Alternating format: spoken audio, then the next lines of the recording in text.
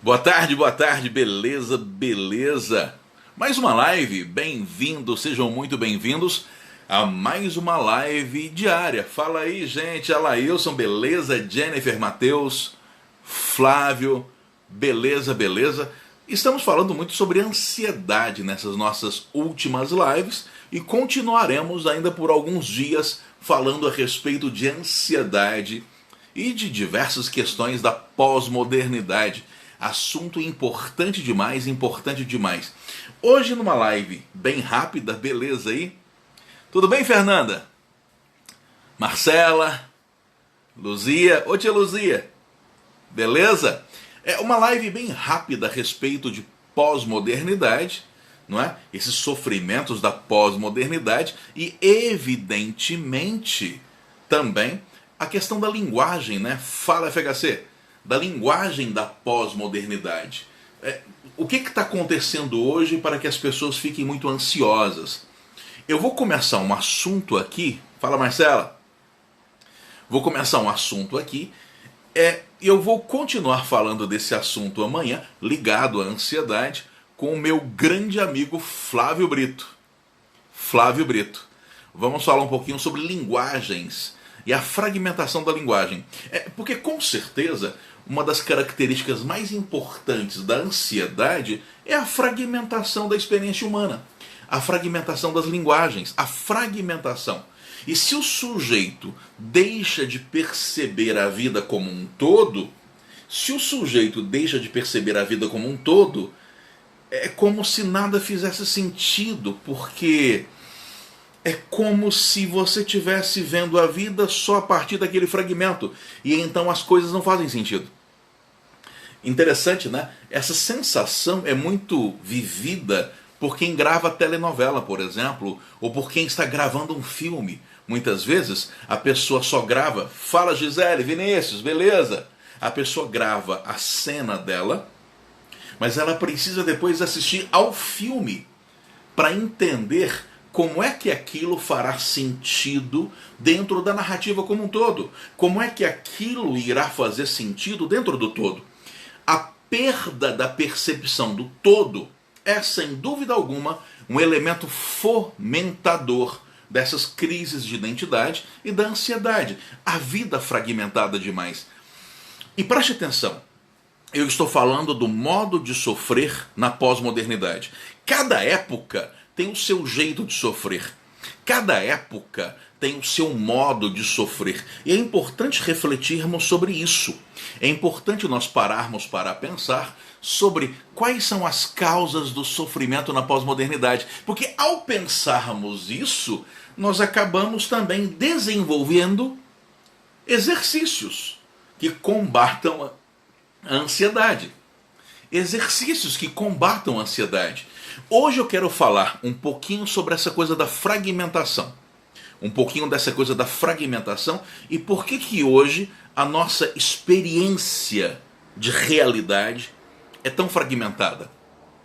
Eu diria que tudo começa com a primeira Revolução Industrial. 1780, 1800, ali, final do século XVIII. E preste atenção, toda mudança da tecnologia da linguagem modifica a linguagem e consequentemente, fala Fernanda, e consequentemente modifica a nossa percepção do mundo, a nossa percepção de nós mesmos e a percepção do próprio sofrimento. Esse modo de sociedade que nós criamos, esse modo de vida que nós desenvolvemos, começa com a sociedade urbana industrial. É isso aí. Por quê? Porque naquele contexto, 1800, surgiram novas tecnologias de transporte de ideias, de transporte de pessoas, a máquina a vapor, e o sujeito que anteriormente era contemplativo, o sujeito que gostava de olhar para a natureza demoradamente, de repente, vê-se dentro de um trem de ferro, olhando pela janela, e a paisagem que antes era apreciada de maneira demorada, agora é assistida às pressas, a paisagem voa pela janela no trem de ferro, na chamada Maria Fumaça, ali da primeira Revolução Industrial. Surge o século XIX, surge aquilo que nós chamamos de modernidade, ainda no século XIX. Eu não disse modernismo. O modernismo é uma escola estética que só vai surgir no século XX. Mas a modernidade, preste atenção no sufixo "ade", modernidade, que tem a ver com identidade, é o modo de ser moderno. A modernidade já surge com a primeira Revolução Industrial. Só mais tarde, 100 anos depois, é que viria o modernismo. Boa tarde, Vera, tudo bem? Só mais tarde que viria o modernismo. Mas a modernidade já surge com a primeira Revolução Industrial. E a vida começa a ficar mais fragmentada, a vida começa a ficar mais rápida, mais intensa, tudo vai acontecendo numa velocidade maior. Eu gosto muito de falar sobre a arte, sobre a literatura, porque a arte é um termômetro interessantíssimo. Quando a linguagem estética muda, é porque o jeito de pensar de uma época está mudando. Por isso que o artista é uma espécie de termômetro de uma época. Por exemplo, no século XIX, aparece lá o Machado de Assis, que publica Memórias Póstumas de Brás Cubas em 1881, com uma linguagem fragmentada, capítulos curtos, numa linguagem rápida. Já no final do século XIX surge o cinema. E o cinema traz uma linguagem fragmentada. Interessante é que nos primeiros filmes, e estamos no final do século XIX, nos primeiros filmes, o normal era que a câmera filmasse o sujeito o tempo todo sem cortes. Não havia corte. Não havia a ideia de cortar, de fragmentar. Se o sujeito no filme estava no trabalho e ia para casa, se ele gastasse 10 minutos indo para casa, a câmera ficava 10 minutos mostrando o sujeito indo para casa. Não havia corte. E era um negócio monótono, porque você ficava 10 minutos vendo o sujeito caminhar para casa. Aí, de repente, alguém teve a ideia: para que mostrar o sujeito caminhando para casa? Vamos cortar aqui e ele já aparece em casa. Vamos fragmentar. Para que mostrar a narrativa toda? Vamos mostrar apenas o que interessa para a nossa história. E no final do século XIX, cortar era cortar com a tesoura mesmo. Alguém desenrolava lá o rolo de filme, cortava aqui, cortava ali e emendava. E de repente o sujeito desaparece no trabalho e já aparece em casa. Para que mostrar a cena toda?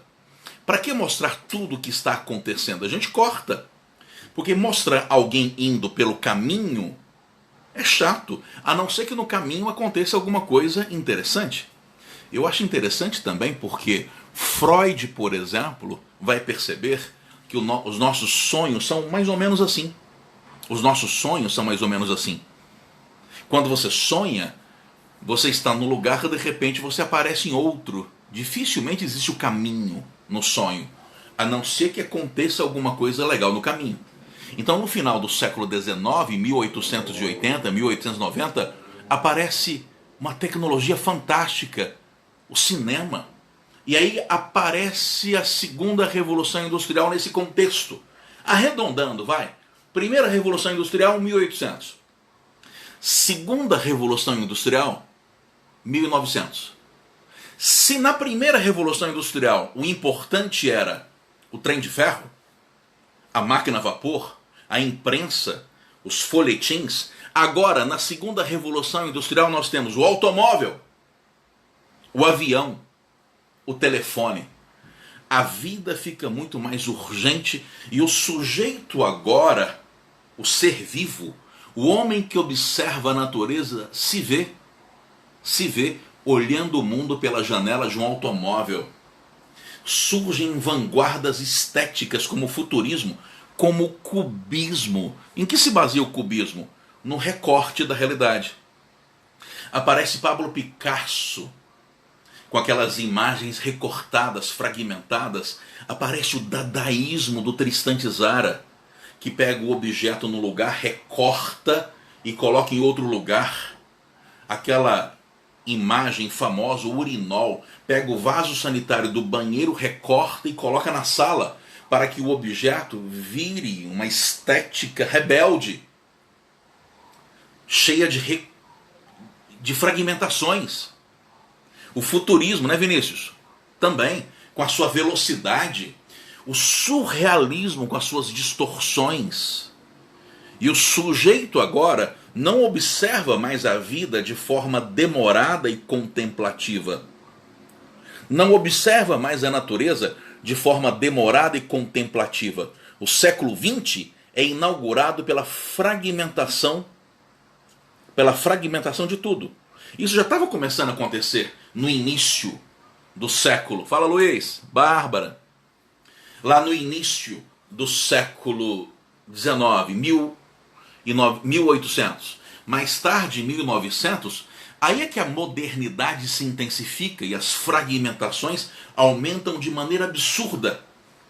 Aí surge, por exemplo, no final do século XX, a internet doméstica, o smartphone. E a linguagem que tinha começado a ficar fragmentada lá no passado, agora ficou absurdamente mais fragmentada. Tão fragmentada que tem gente aqui que está na live, daqui a pouco pula para outra, pula para outra, pula para outra, não espera terminar, não espera mais acabar. Você fica saltando de informação para informação. Claro, a internet. Então preste atenção naquilo que eu dizia lá no começo. Preste atenção naquilo que eu dizia lá no começo. Sempre que a tecnologia da comunicação muda, a linguagem muda. E sempre que a linguagem muda, muda o jeito como o ser humano percebe a vida. Muda o jeito como ele percebe o mundo, o jeito como ele percebe a si mesmo e o jeito como ele elabora o sofrimento. O que eu estou dizendo é que até 1800, a nossa percepção de mundo era muito contemplativa e olhávamos para a natureza de forma demorada. Mas aí vem 1800, primeira revolução industrial, máquina a vapor. O mundo fica agitado. E naquela agitação daquele contexto do mundo, vai surgindo o comportamento e o pensamento modernos. Surge a chamada modernidade. E a nossa experiência de vida vai ficando cada vez mais fragmentada. 1900, aí surge o automóvel, segunda revolução industrial, o avião, o telefone. As tecnologias ligadas à comunicação. Verdade. Olha, se tem o 3G, já se sonha com 4G, depois o 5G, e a linguagem cada vez mais rápida, cada vez mais fragmentada. Telefone, não é? E aí nesse contexto aparece o cinema, o cubismo, o dadaísmo, correria, automóvel, velocidade, e tudo é urgente demais. Fala, Thiago, e tudo é urgente demais, né, Tarcísio? Tudo rápido. Aí, final do século XIX, internet. Puxa, telefonia móvel, compartilhamento de fotos, de vídeos. Sempre que a tecnologia da comunicação muda, o jeito de sofrer muda. E hoje, olha só o FHC, o 6G na China. Tá doido. Tá doido. E aí o que acontece? Realidade absurdamente fragmentada. Eu tinha prometido que faria uma live rápida sobre esse assunto para falar um pouco sobre as causas da fragmentação da experiência humana. Só que a fragmentação hoje é muito mais grave daquela que acontecia em 1900. Por que ela é mais grave? Não é só porque é mais intensa, não é só porque é mais rápida, é que a fragmentação que havia em 1907, com a tela As Mulheres de Avião, lá do cubismo, do Pablo Picasso, aquilo tinha um propósito. Aquela fragmentação era uma nova proposta estética.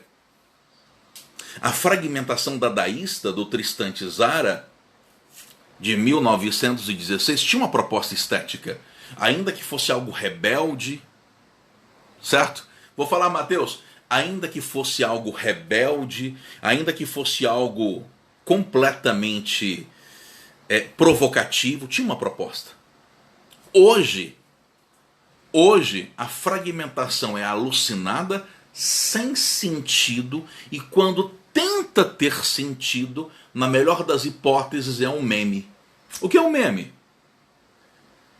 O meme é o tataraneto do cubismo. Você pega uma imagem de um contexto, recorta aquela imagem daquele contexto e coloca em outro lugar, tentando mudar o sentido. A diferença é que o cubismo tinha uma proposta séria, artística, estética, complexa, profunda, muitas vezes até psicanalítica. O meme serve só para ser engraçado. Só para isso. Não quer nada além de ser engraçado. É apenas a zoação. Então, além de nós criarmos uma sociedade em que tudo é extremamente fragmentado, nós criamos uma sociedade em que essa fragmentação não passa de entretenimento, não há nada que se proponha. E aí o Mateus me pergunta, e qual o melhor exercício para lidar com tudo isso? Para lidar com tudo isso? Porque isso que eu estou dizendo para você, esse jeito de perceber a realidade, está explodindo em diversas ansiedades. Porque nós estamos deixando de perceber a vida como um todo. E se no cinema a fragmentação da realidade acontece, é como se nós fragmentássemos a nossa própria percepção de vida. É como se nós fragmentássemos o nosso próprio jeito de ser. E tem gente, por exemplo, que só consegue enxergar os capítulos ruins da própria história. Ou aquela pessoa que sofre hoje e não consegue perceber a vida como um todo. Ela não consegue entender que amanhã é outro dia. É como se a pessoa quisesse viver todos os sofrimentos hoje mesmo, como se não houvesse amanhã. A Tuane falando sobre meditação, respiração consciente, tudo isso é muito importante. Tudo isso é muito importante. E outra coisa muito importante para tratar tudo isso é o seguinte, para tratar tudo isso, olha o Alessio, quem mora na roça tem menos ansiedade. Isso valia até pouco tempo. Hoje não está tão assim mais. Por que não? Porque hoje na roça existe smartphone também. Existe essa troca rápida de informações também.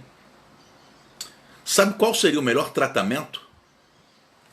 O melhor tratamento é você conseguir alguma tarefa diária, algum exercício diário que você torça para não acabar. É isso. Porque, confessa, você começa a segunda torcendo para chegar a hora do almoço. Aí chega a hora do almoço, você torce para chegar à noite. Aí chega a noite, você torce para chegar amanhã. E aí você torce para chegar sábado. E você passa a vida torcendo para a vida passar e depois ainda reclama que a vida passa depressa. As pessoas vivem a experiência humana torcendo para a vida passar depressa e não se dão conta de que isso é uma bomba pronta para explodir. Esse desespero, fala Ana Carlas, esse desespero neto o tempo todo torcendo para a vida passar. Então, o que você faz? Que você faz sem torcer para que acabe, sem querer que o momento acabe. Eu sempre aconselho a pessoa começar a ler um livro, e esse é um tratamento fantástico. É verdade. Carita não está relacionada apenas à questão psíquica. Não é? Salvo sim, Fernanda, vou deixar salva, tá?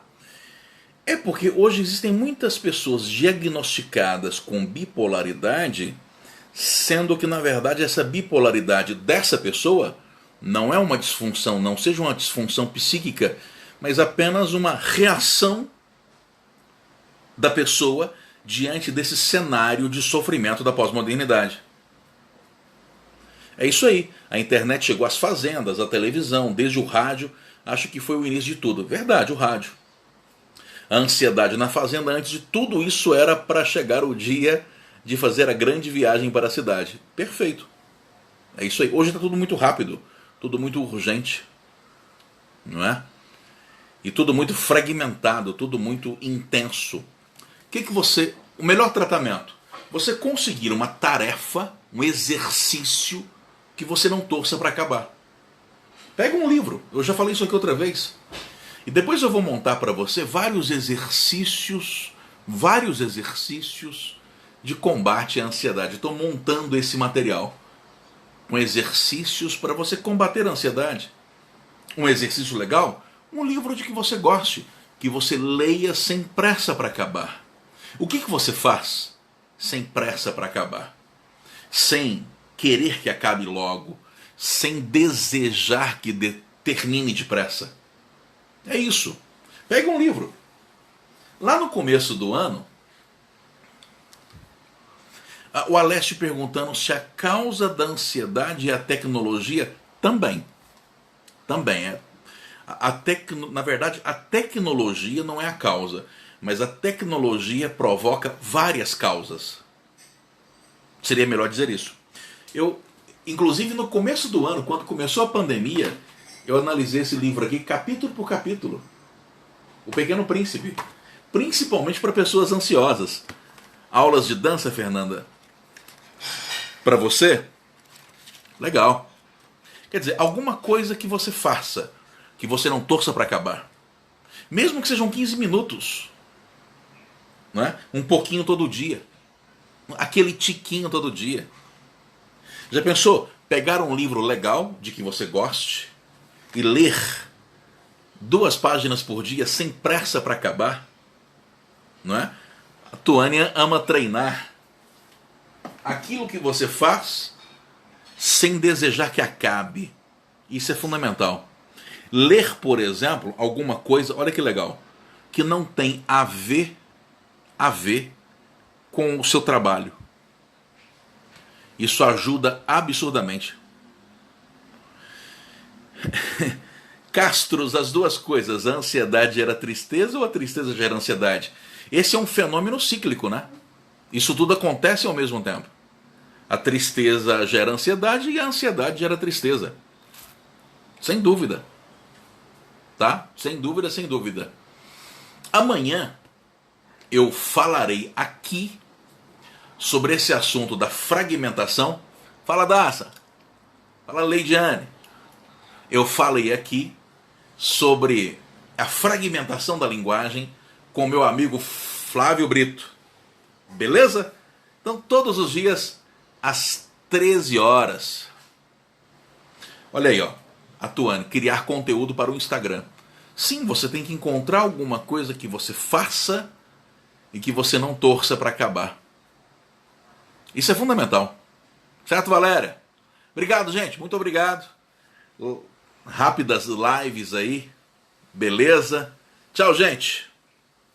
Abraço. Até amanhã.